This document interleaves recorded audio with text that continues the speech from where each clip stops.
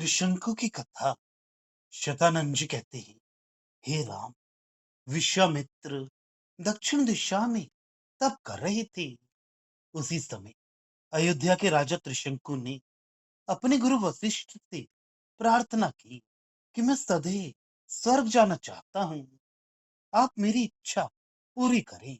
उन्होंने उत्तर दिया कि मुझसे ये कार्य नहीं हो सकता। वशिष्ठ के ऐसा कहने पर त्रिशंकु बोला, यदि आपसे ये कार्य नहीं हो सकता तो मैं किसी अन्य व्यक्ति की सहायता से अपनी अभीष्ट सिद्धि के लिए यज्ञ करूंगा। इस पर वशिष्ठ ने क्रुद्ध होकर उसे श्राप दिया कि तुम अपने प्राचीन गुरु को छोड़कर दूसरे का आश्रय खोज रहे हो, अतः तुम चांडाल बन जाओ।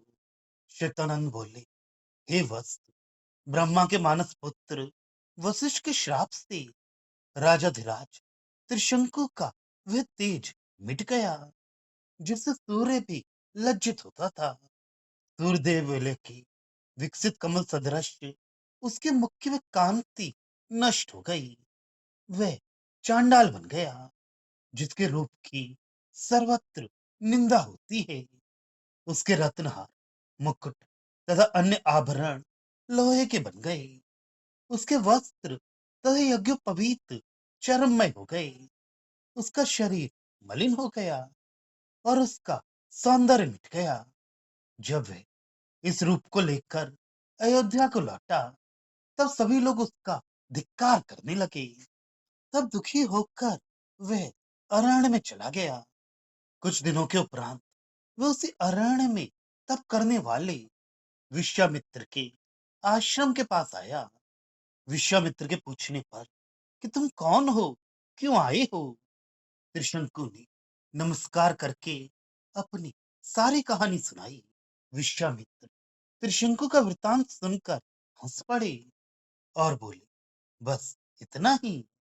उस मुनि कुमार ने वेदज्ञ ऋषि के कथनानुसार ही यज्ञ में मंत्र का जप किया। तुरंत ही विशाल पक्षयुक्त गरुड़, हंस, ऋषभ आदि वाहनों के अधिष्ठाता त्रिदेव, अन्य देव परिवार समेत उस यज्ञशाला में आ उपस्थित हुए और मुनि कुमार के प्राणों की तथा वेद विहित यज्ञ की भी रक्षा की। अब मुनिवर विश्वामित्र भी उत्तर दिशा की ओर चल पड़े। उत्तर दिशा में पहुंचकर विश्वामित्र तपोमग्न हुए। अपने कर कमल से नासिका को बंद किया, इड़ा को पिंगला से दबाया और हृदय में एकाक्षर प्रणव का ध्यान करते रहे। इस प्रकार अनेक वर्ष ध्यान मग्न रहने पर कुंडलनी मूल की अग्नि से उनका सहस्त्रार स्फुटित हुआ और उनके कपाल से तमपुंज उठे और सभी लोगों को आवृत करने लगे, जिससे सभी डर गए। उनके कपाल से उपस्थित वह धुआं विश्व भर में ऐसे फैल गया जैसे त्रिपुर दाह करने वाले शिव ने गजासुर का संहार करके उसके चर्म को अपने शरीर में समेट लिया हो, या प्रलय मेघ ही घिर आई हो।